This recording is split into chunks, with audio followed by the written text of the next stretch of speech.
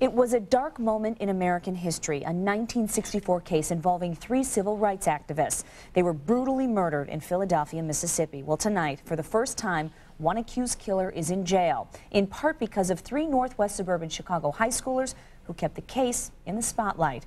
WGN's Fred Shropshire is live in the newsroom with that story. Hi, Fred. Hi, Julie. The murders were so widely known they inspired the 1988 movie Mississippi Burning. Tonight, a reputed Klansman is in jail for his alleged involvement. Part of the late push for justice was prompted by 3 Lincolnshire teens. The Stevenson High students produced a documentary that eventually convinced the Justice Department to take action. We always hoped that it would get this far, but we didn't know if it was a reality or just a crazy dream. Allison Nichols, Brittany Sawtelle, and Sarah Siegel were all in disbelief when the headlines hit the news. This afternoon, an outspoken 79-year-old Ray Edgar Killen was arraigned in Mississippi, accused for the shooting deaths of 3 civil rights activists.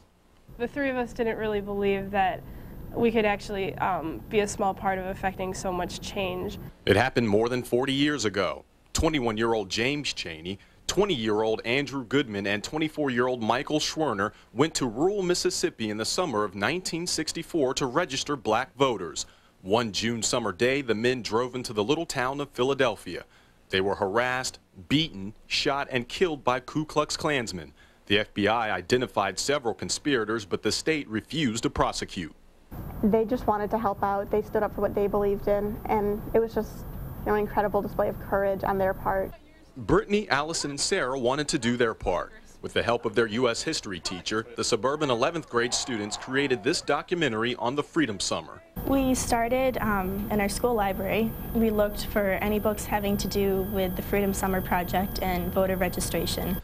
The 18-month project led them to New York City and Neshoba County, Mississippi, where the murders happened. Students were shocked when Edgar Ray Killen himself agreed to be interviewed. Of course, we didn't expect him to admit to conspiring to commit murder, but we also didn't expect him to try to justify the feelings of the time by saying that the civil rights workers were all communists. The documentary eventually convinced Georgia Congressman John Lewis, seen here, to introduce a resolution calling on the Justice Department to reopen the investigation. He watched their documentary standing shoulder to shoulder with me in his office, and he cried when it was done, and he turned and looked at them and said, "You got that exactly right." Today, Republican Illinois Congressman Mark Kirk commended the students, saying it's a culmination of Brittany, Allison, and Sarah's hard work. 3 high school students with dedication and research to get the U.S. government involved. The students believe the civil rights workers' family members should get all the credit.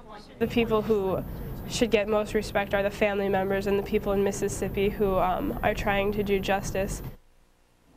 The documentary earned the students honors in the National History Day Fair. They've also testified before Congress.